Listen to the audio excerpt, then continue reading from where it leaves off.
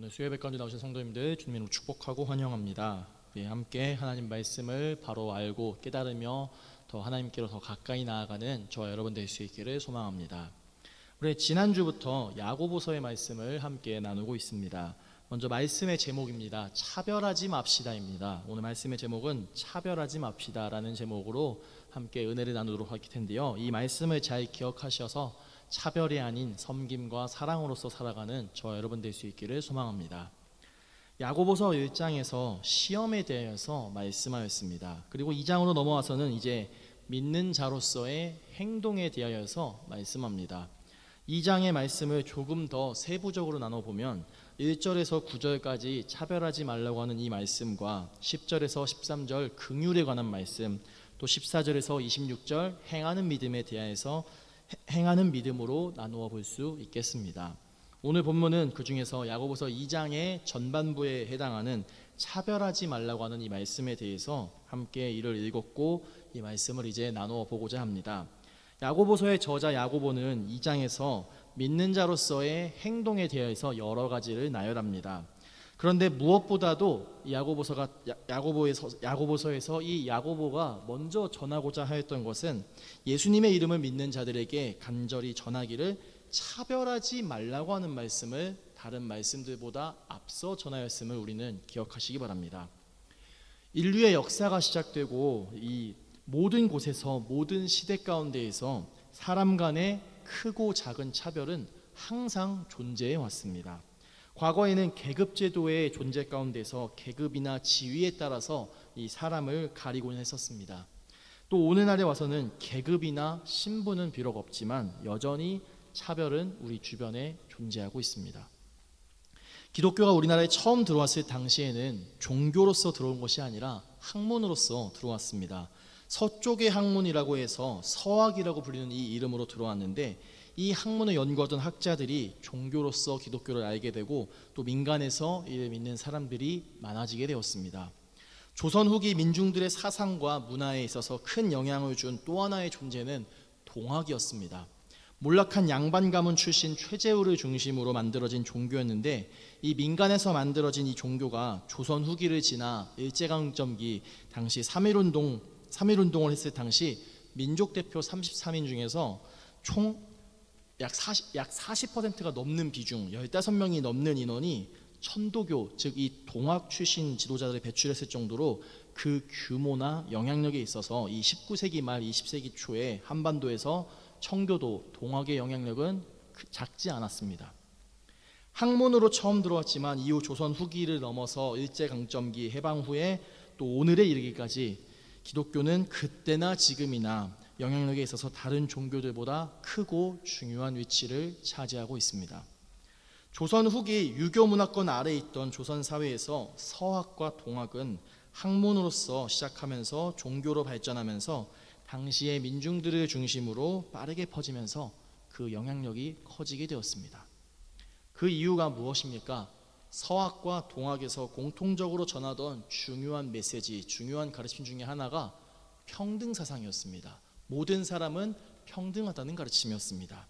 하나님 아래에서 계급이나 신분 없이 모두가 평등하다고 여기는 이 서학과 동학에서 가장 강조하는 핵심 사상, 인내천, 사람이 곧 하늘이다라고 하는 이 가르침은 당시 조선 사회에서 여러모로 충격이었고 왕을 비롯한 양반 등의 지배계급들은 이를 반대하였던 반면에 민중들은 자신들의 처지를 이해해주고 위로해주는 이 서학과 동학에 관심을 가진 이들이 많아졌습니다.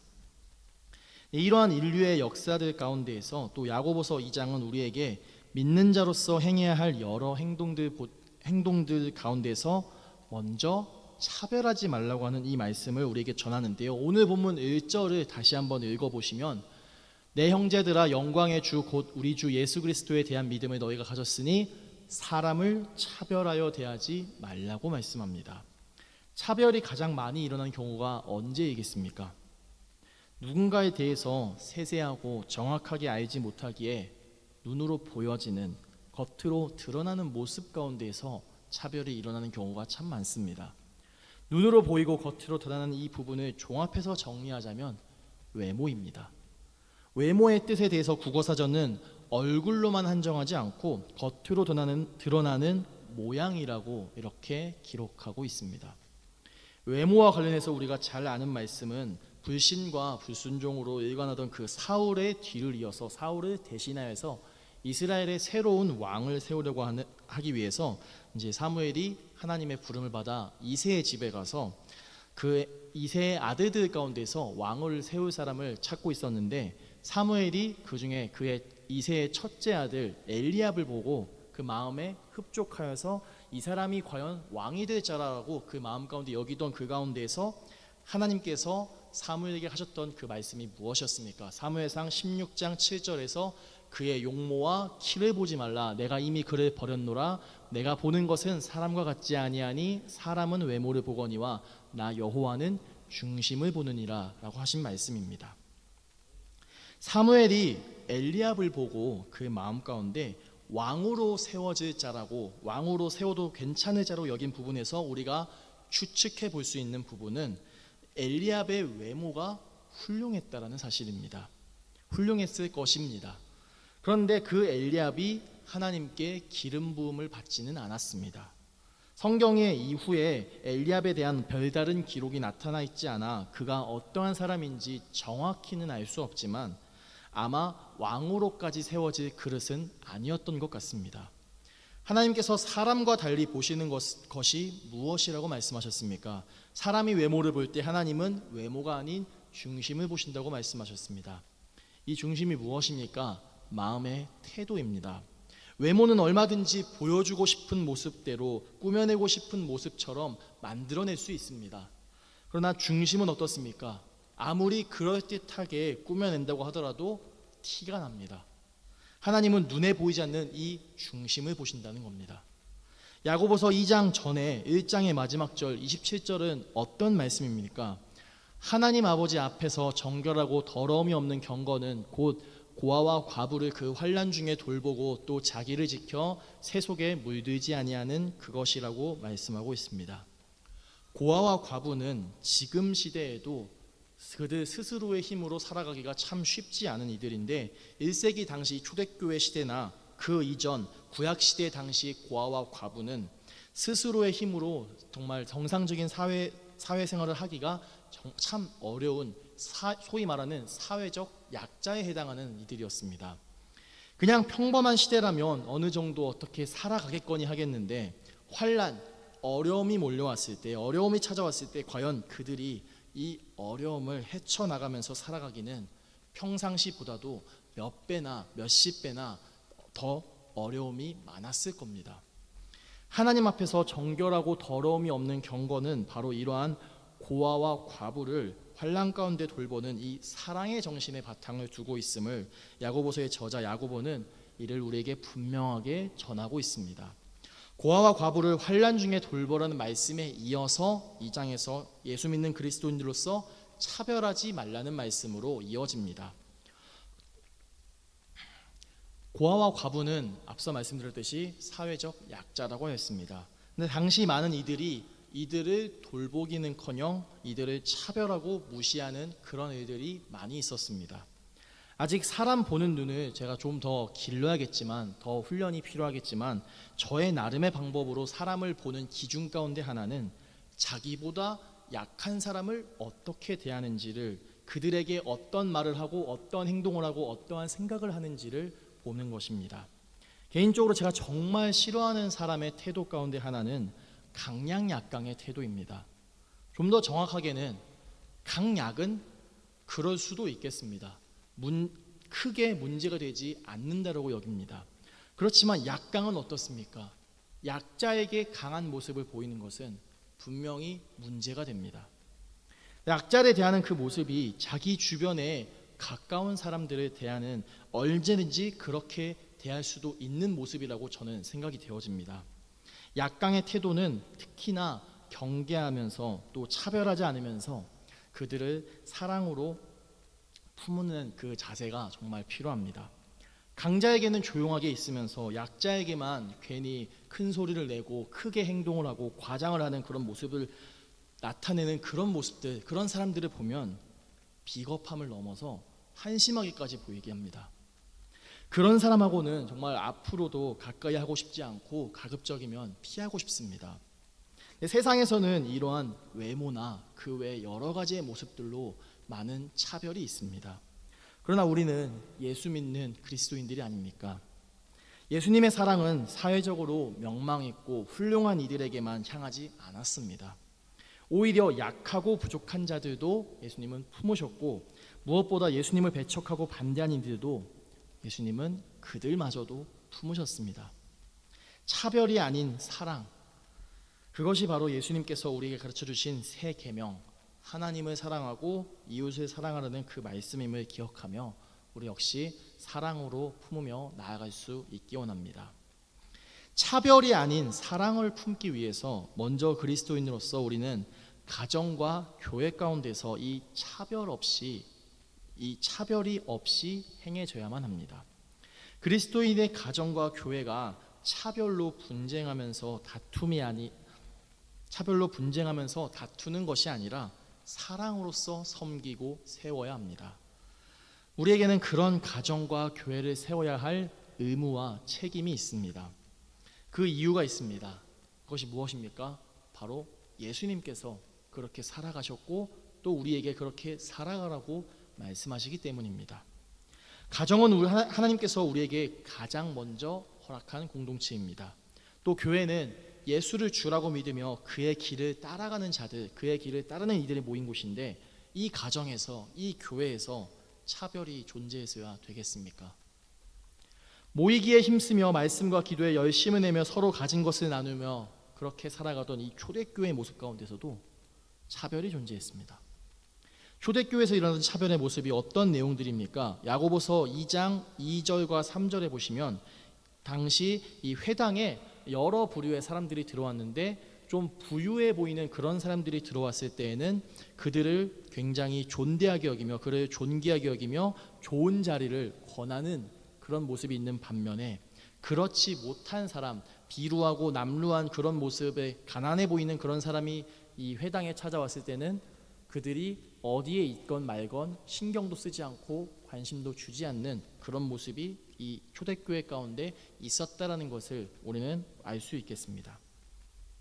그런데 지금의 이 모습이 비단 초대교회 당시에만 있었던 문제는 아니었을 겁니다. 오늘날에도 여러 교회들 가운데서 얼마든지 나타날 수 있는 그런 모습들입니다. 만약 교회에서 이렇게 사람을 외모로 판단하고 또 입은 옷에 대해서 차별하는 일이 존재한다면요, 글쎄요, 그곳에서 하나님의 역사는 기대할 수 없겠습니다. 오늘 본문 5절에 보시면 하나님이 세상에서 가난한 자를 택하사 믿음에 부요하게 하시고 자기를 사랑하는 자들에게 약속하신 나라를 상속받게 하신다라고 이렇게 말씀하고 있습니다. 차별은 하나님께서 원하시는 모습이 아닙니다. 하나님께서 우리에게 말씀하신 것이 아닙니다. 또 가정은 어떻습니까? 가정에서의 불화의 원인 여러 가지가 있을 텐데 그 가운데 하나로도 역시 차별이 있을 수 있습니다. 족장시대 대표적인 인물들 아브라함과 이삭과 야고보, 그들의 가정이 어떠하였습니까? 하나님께서 아브라함에게 자녀를 주신다고 약속하셨습니다. 그런데 하나님의 약속을 그가 기다리지 못하고 자신의 아내 사라의 여종 하갈을 통하여서 하갈이라고 하는 이 여인을 첩으로 맞아서 그 자녀를 얻었는데 그 자녀가 누구입니까? 이스마엘입니다. 그렇게 자녀가 태어나자 하갈은 이제 자신의 주인인 사라를 멸시하였고 또 사라가 당연히 이를 좋게 여길 리가 없었습니다. 게다가 하갈의 아들 이스마엘 역시 뒤늦게 사라에게서 태어난 그 아들 이삭을 놀렸다라고 성경은 기록하고 있습니다. 결국 하갈과 이스마엘이 어떻게 됩니까? 사라에 의하여서 그 아브라함과 함께 살던 그 집에서 내쫓기게 되어집니다. 물론 성경에는 이스마엘이 이삭을 놀렸다라고 하는 기록이 분명히 남아있지만 이스마엘과 이삭의 그 형제의 관계는 여느 형제들처럼 좋을 땐 좋다가 싸울 때는 또 싸우는 그런 일반적인 형제 관계가 아니었을까 추측을 해봅니다. 그런데 사라가 보기에는 이 하갈과 이스마엘의 존재가 자신은 물론이고 그의 아들 이삭에게 불편하게 여겨졌던 것 같습니다. 그렇게 하갈과 이스마엘은 사라의 질투에 의해서 쫓겨나게 됩니다. 그런데 이 일이 어린 이삭의 입장에서 봤을 때는 큰 충격이었고 큰 상처로 남았을 것 같습니다. 이삭의 마음 한 부분에는 하갈과 이스마엘이 쫓겨난 그 이유에 대해서 혹 자신 때문은 아닌가, 혹 자기 때문에 그런 것은 아닌가라는 어떤 일말의 죄책감도 있었을 겁니다. 그렇게 이삭이 이제 자라서 가정을 꾸리고 리브가에게서 두 아들 에서와 야곱을 낳습니다. 이 에서와 야곱을 낳았을 때 이삭의 가정 가운데서 일어났던 일 역시 무엇이었습니까? 이삭은 밖에서 사냥을 하는 큰아들 에서를 좋아했고, 리브가는 자기를 도와서 집안일을 하는 둘째 아들 야곱을 좋아했습니다. 이 가정 가운데 편애가 존재했다는 겁니다. 이후 장자의 복을 받음에 있어서 이 둘째 아들 야곱이 그의 어머니 리브가의 도움으로 형 에서가 받을 그 복을 그가 받게 되어집니다. 이후 에서와 야곱은 형제였지만 오히려 남보다 못한 사이로 그렇게 남게 되어지죠. 이 야곱이 이후에 가정을 이뤄서 여러 자녀들을 낳게 됩니다. 또 야곱이 그 가운데서 유독 그가 사랑하는 아내 라헬이 낳은 요셉만 특별 대우를 여겼습니다. 요셉만 차별 대우를 했습니다. 그렇게 편애의 가정 가운데서 자라난 야곱이 자신이 가정을 이뤄서도 역시 편애를 하는 그런 모습을 보였습니다. 교회는 물론이고 이 가정 안에서도 차별이 이렇게나 위험하다라는 겁니다. 차별에 의한 상처와 아픔이 결코 작지 않습니다. 그리스도인으로서 우리는 가정과 교회 가운데서 차별하여 상처와 아픔을 남길 것이 아니라 예수님께서 우리 모두에게 베푸셨던 보편적이고 놀라운 사랑을 남겨서 가정과 교회 가운데서 그리고 이 사회 가운데서 그 사랑을 전하며 살아가야 합니다. 이웃을 사랑하기를 내 몸과 같이 하라고 하신 말씀은 레위기 말씀에서 또 예수님께서 우리에게 강조하셨던 말씀이 되어지기도 합니다. 이웃 사랑이 중요함과 동시에 이것이 잘 지켜지지 않았음을 알 수 있습니다.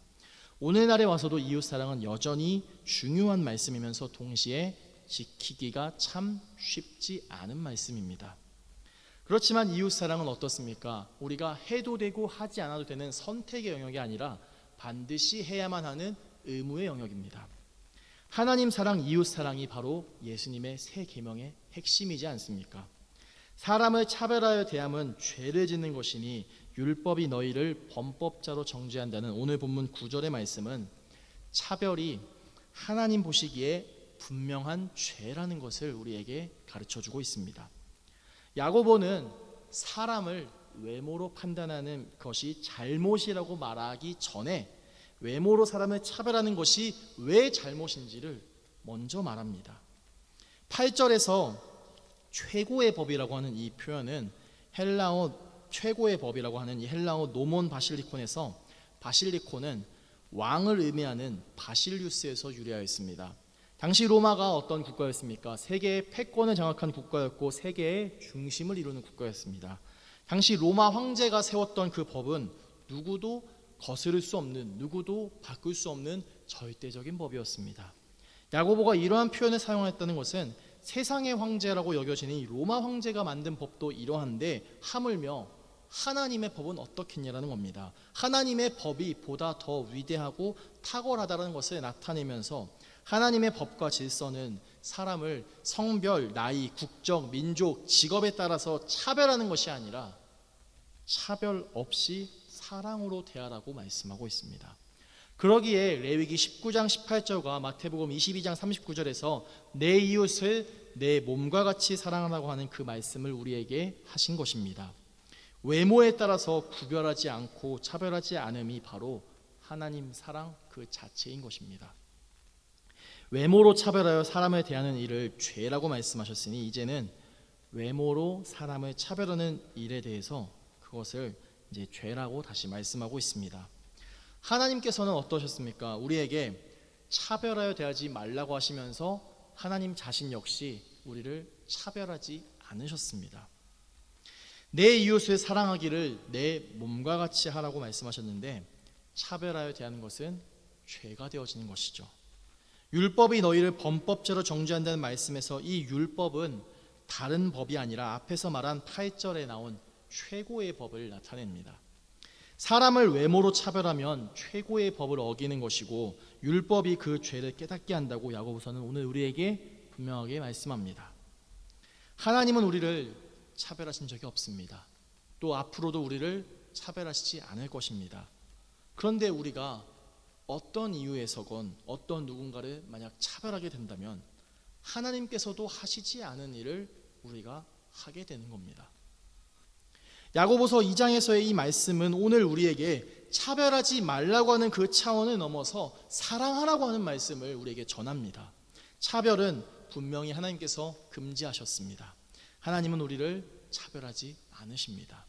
로마서 10장 13절에서 사도 바울은 누구든지 주의 이름을 부르는 자는 구원을 받는다라고 말씀하는데요. 이 말씀은 구약성경 요엘서 2장 32절의 말씀을 인용한 말씀이죠. 여기서 우리가 주목해서 봐야 할 이 표현은 누구든지라는 표현입니다. 누구든지에는 어떤 조건이나 차별 없이 주의 이름을 부르는 모든 자들을 향한 그 보편적인 구원이 담겨 있는 표현이죠. 오늘 말씀의 제목 차별하지 맙시다라고 했습니다.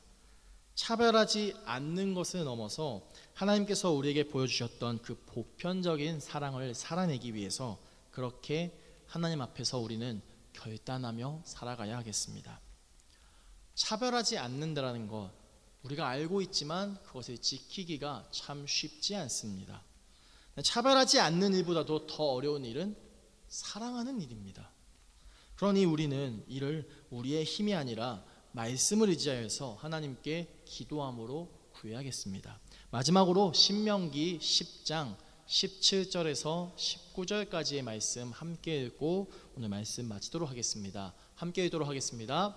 너희의 하나님 여호와는 신 가운데 신이시며 주 가운데 주시요 크고 능하시며 두려우신 하나님이시라. 사람을 외모로 보지 아니하시며 뇌물을 받지 아니하시고 고아와 과부를 위하여 정의를 행하시며 나그네를 사랑하여 그에게 떡과 옷을 주시나니 너희는 나그네를 사랑하라. 전에 너희도 애굽 땅에서 나그네 되었음이니라.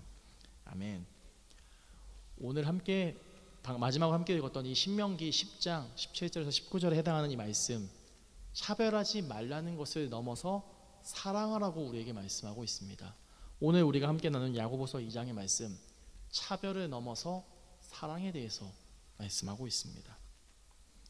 차별하지 않는 우리들, 또 이를 넘어서 사랑하며 살아가는 저와 여러분 될 수 있기를 주님의 이름으로 간절히 소망합니다.